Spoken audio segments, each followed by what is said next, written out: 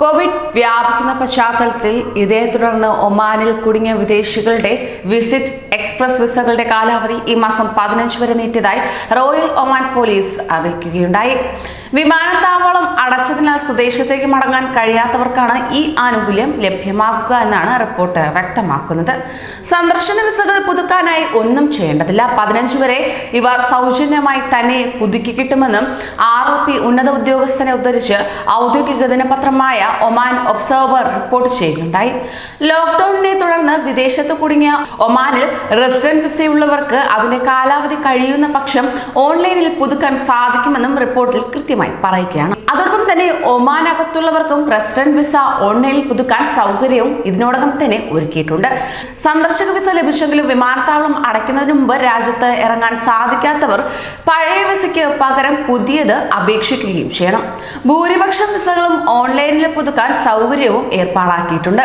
പുതുക്കുന്നതിനുള്ള അപേക്ഷ ഓൺലൈൻ സംവിധാനത്തിൽ സ്വീകരിക്കാത്ത പക്ഷം ആ വിസ പുതുക്കാൻ കഴിയില്ലെന്ന കാര്യം മനസ്സിലാക്കണമെന്ന് ROP ഉദ്യോഗസ്ഥൻ പറയുകയുണ്ടായി. കാലാവധി കഴിഞ്ഞ വിസ സമയത്തിന് പുതുക്കാത്ത പക്ഷം പിഴയും നൽകണം. ലേബർ കാർഡ് പുതുക്കാത്തതിന് 10 റിയാലാണ് പിഴ ഈടാക്കുന്നത്. അതോടൊപ്പം തന്നെ എമിഗ്രേഷൻ ഫൈനായി 20 റിയാലുമാണ് ഈടാക്കുന്നത്. ലേബർ കാർഡ് പുതുക്കാൻ വൈകിയാൽ ഒരു മാസത്തിന് 22.500 റിയാൽ എന്ന തോതിലാണ് പിഴ അടയ്ക്കേണ്ടി വരുന്നത്. കാലാവധി കഴിഞ്ഞ് ഒരു ദിവസം പിന്നിട്ടാൽ പോലും ഈ തുക അടയ്ക്കേണ്ടി വരും. തുടർന്ന് ഇതിൽ 12.5 റിയാൽ ലേബർ കാർഡിന്റെ ഒരു മാസത്തെ ഫീസും 10 റിയാൽ പിഴയുമാണ് ഈടാക്കുന്നത്.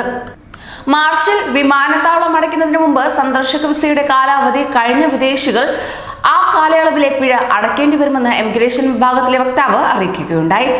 ഇവർക്ക് മഹാമാരിയുടെ കാലയളവിൽ പിഴ ഉണ്ടായിരിക്കുന്നതല്ല. ഉദാഹരണത്തിന് മാർച്ചിന് 2 മാസം മുമ്പ് വിസ കാലാവധി കഴിഞ്ഞവരാണെങ്കിൽ നാട്ടിലേക്ക് മടങ്ങുമ്പോൾ 2 മാസത്തെ പിഴ മാത്രം അടച്ചാൽ മതിയാകും.